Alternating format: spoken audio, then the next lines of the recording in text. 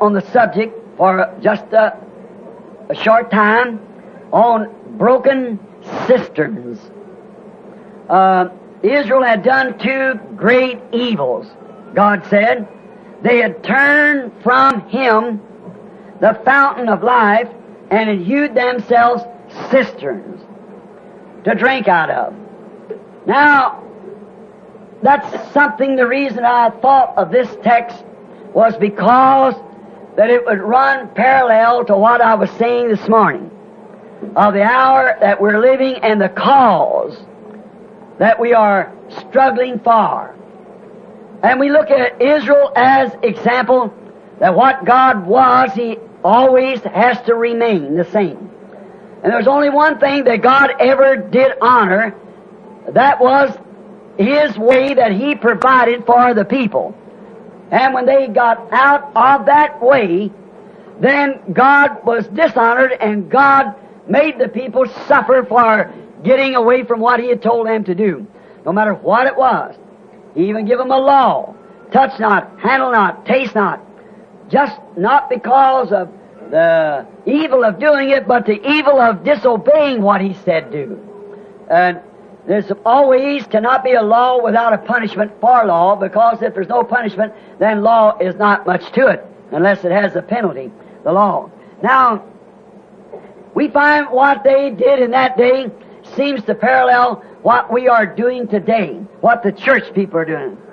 Now, we see a strange thing here. It might be strange to some people. When He said, they have hewn to themselves cisterns, broken cisterns. Now, maybe some of you don't know what a cistern is. How many knows what a cistern is? Well, most all of you. If you was ever raised on a farm, you know what a cistern is. I remember I drank enough bugs from one to know what a cistern was. Preached out in the country in a brush harbor, where you'd have a big pitcher full of cistern water sitting there out of the rain, you know, and it kind of got a little old, and then the bugs at night time would get into it. And so I know what cistern water is. A cistern is a place, a thing that's dug in the ground to take the place of a well. Where people doesn't have a well, then they get a cistern. In other words, a cistern is a man-made tank or a man-made well in the ground that man dig out to catch the water, to use it. Some of them use it for wash water, and some use it for drinking water, and different way. All the water sometime that we used to get was on a cistern. Used to have an old thing that had to wind around to get the water up, had little buckets on it to pump the water out of the cistern.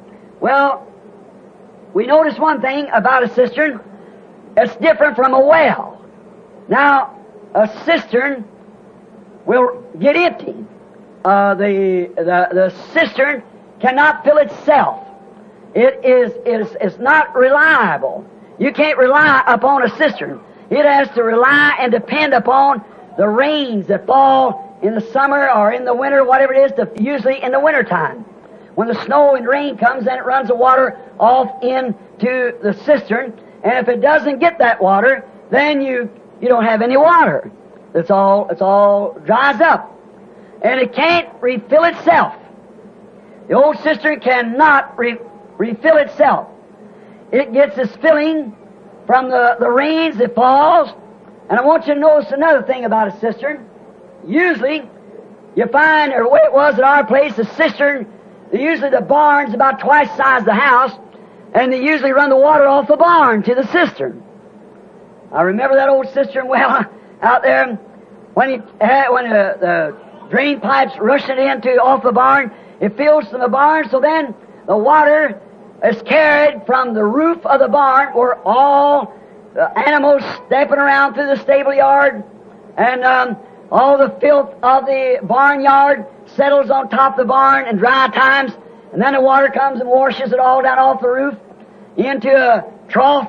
It's man-made, then into a man-made spout, and then into a man-made cistern. If you haven't got a mess, I don't know what you got when you got a cistern. Yes, sir. It's all man-made, and just as dirty as it can be. You know, we had a filter rag on one. Did you ever know what that was? Had to put a filter rag on it to catch all the bugs and things that come off the top of the barn and all around the place and pour it out from one place to the other into the cistern. And we used to put a filter rag on it to catch all the scum and stuff that we could. Of course, that wouldn't catch the real dirt. It just caught the big missiles that come down and fell into it. The bug might fall in it, but the juice of the bug went on with the water.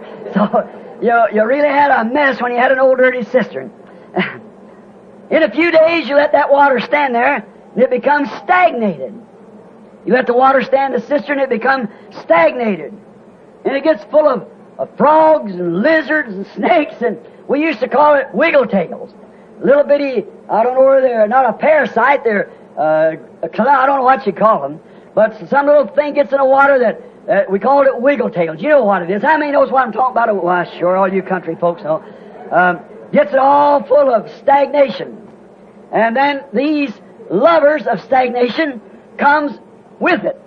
It just actually comes because it's stagnated. And because it's stagnated, it draws the animal there that likes stagnated things. That's a whole lot like our churches today.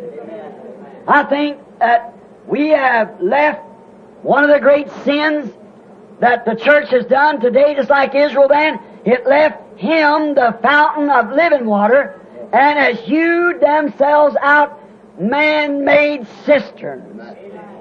And it become a habitation of everything that loves that kind of water.